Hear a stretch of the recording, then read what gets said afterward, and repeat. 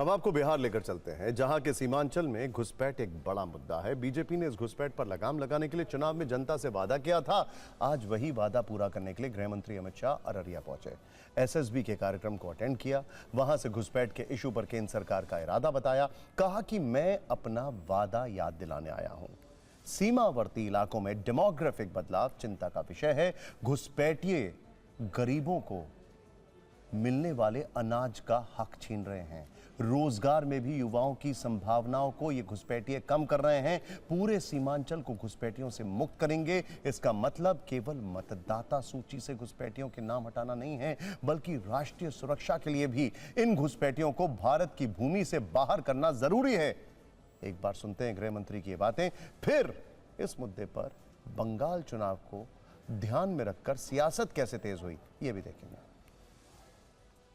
ने चुनाव में बिहार की जनता को वादा किया था कि हम बिहार को घुसपैठियों से मुक्त करेंगे। घुसपैठियों से मुक्ति से मतलब सिर्फ मतदाता सूची से नाम हटाना नहीं, हम कृतनिश्चयी है कि एक एक घुसपैठिए को भारत की भूमि से चुन चुन कर भारत के बाहर भेजने का कार्यक्रम करेंगे। सबसे ज्यादा प्रभावित जो क्षेत्र है जनसांख्यिकी परिवर्तन से, बंगाल, बिहार और झारखंड का क्षेत्र है। बंगाल में भी चुनाव है। मुझे पूरा भरोसा है कि इस बार भारतीय जनता पार्टी की सरकार बनने वाली है। भारतीय जनता पार्टी की सरकार का पहला एजेंडा रहने वाला है कि सीमा पर बाढ़ का काम समाप्त करना और एक एक घुसपैठिए को चुन चुन कर देश के बाहर भेजना। सीमा से 10 किलोमीटर के अंदर जितने भी अवैध अतिक्रमण हैं, वो सारे के सारे अतिक्रमण सबसे पहले ये अभियान के अंदर दूर कर दिए जाएंगे और घुसपैठिए को चिन्हित कर कर भारत के बाहर भेजने का कार्यक्रम भी हम यहां से शुरू करेंगे। गृह मंत्री अमित शाह ने बिहार की जनता से कहा कि वो घुसपैठ मुक्त सीमांचल का अपना वादा पूरा करके रहेंगे, लेकिन उनके इन बयानों के बाद सियासी चिंगारियां भी तेजी से भड़कने लगी। कांग्रेस और लेफ्ट ने क्या प्रतिक्रिया दी है, आइए देखते हैं।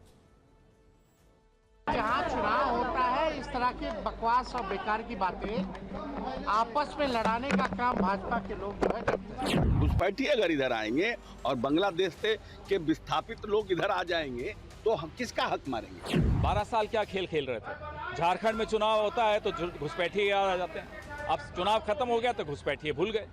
दिल्ली में चुनाव था, घुसपैठिए याद आ गए।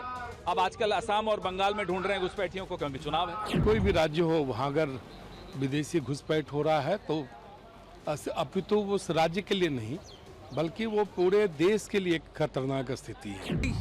It is only for propaganda, and they know the number is not such a big, but repeatedly saying means it will help them in election.